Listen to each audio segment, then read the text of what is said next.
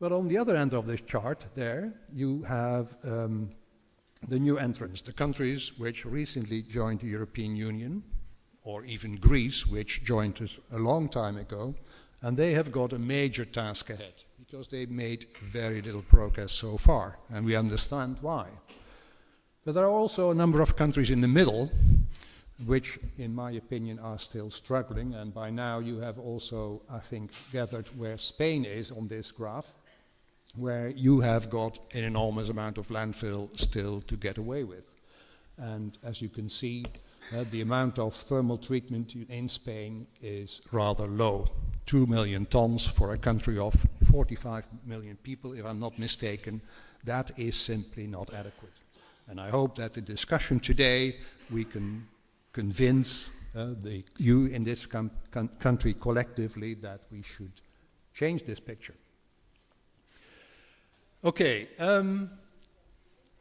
well, let's have a look at what a successful waste management strategy is.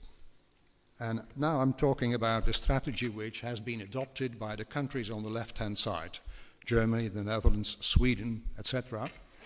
And their strategy is based on a combination of these sort of things.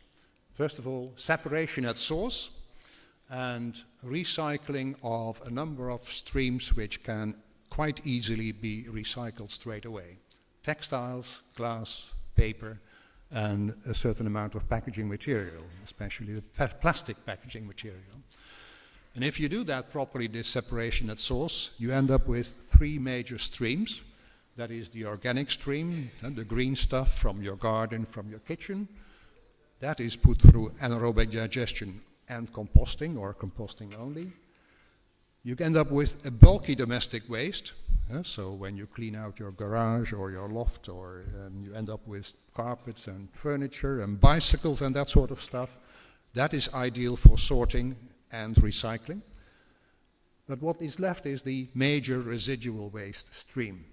And what these countries do successfully is they don't touch it any further, but transport it directly to their waste-to-energy plants and focus on maximizing the energy efficiency from that operation. And that means that they collectively have succeeded in with this approach to minimize landfill. Landfill is there just as a backup. Just in case something goes wrong, you can use your landfills to get rid of this small amount of waste which remains. And you might say, well, this must be a very expensive approach. And my response to that is, you might be surprised.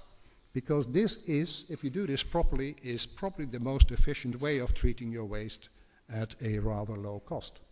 For instance, for the Netherlands, this total system, including the collection, door to door, is costing us per household 250 euros per year. And that is equivalent to 1 bottle of rather average quality wine per week. So that's what it costs us, and we think that we can afford that. And I'm sure that there are various countries in Europe, including very civilized cities in the south of France, which have a very poor environmental result, where they pay probably near the double of that. So if you think about a good system, it is probably affordable as well. Well, there are alternatives, and various countries have come up with alternative approaches, especially in situations where you have low source separation.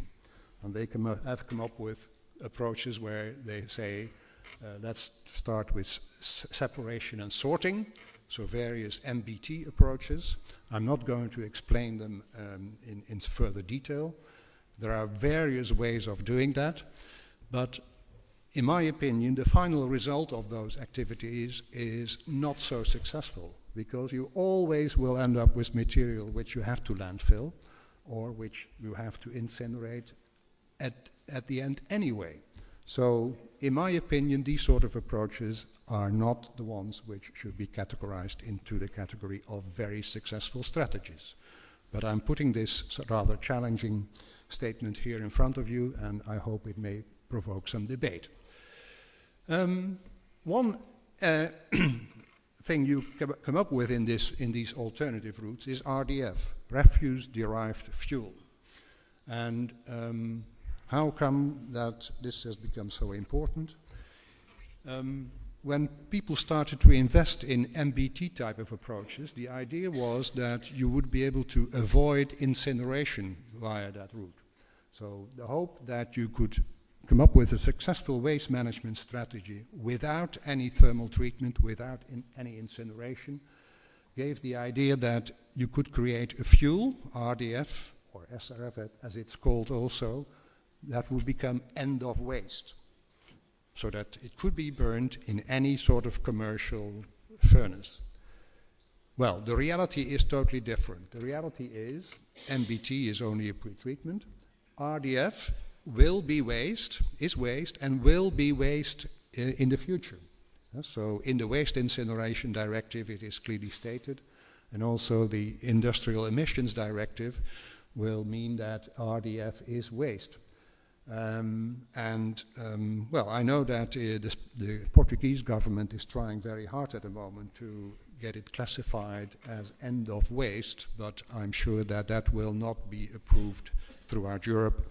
So the majority of all countries are completely against that, and I think it has got little hope. So where is finding RDF its destination, its application? It's mainly in cement kilns as a potential fuel for co-incineration, but as a fuel for co-incineration for power plants, this material has got limited future, simply because of its corrosive nature and all the risks associated with that. The majority of RDF, which is being generated, is going to find its way into dedicated municipal waste solid, dedicated incineration plants.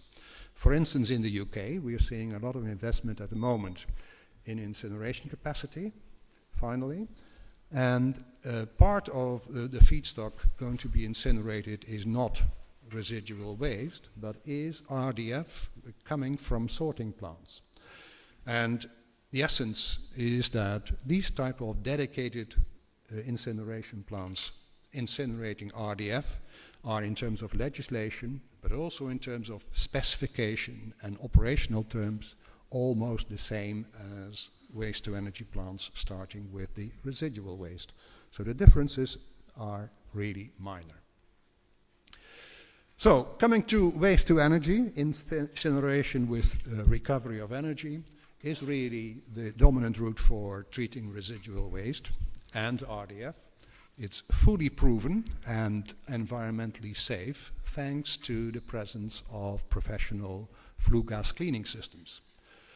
Current capacity in 2009, that is, was about 71 million tons. That has now grown probably to close to 75, and supplying lots of electricity. The figures are shown here, and the equivalent of 8 million households across Europe. And heat, both in terms of district heating, but also in the supply of heat in the form of steam to industry.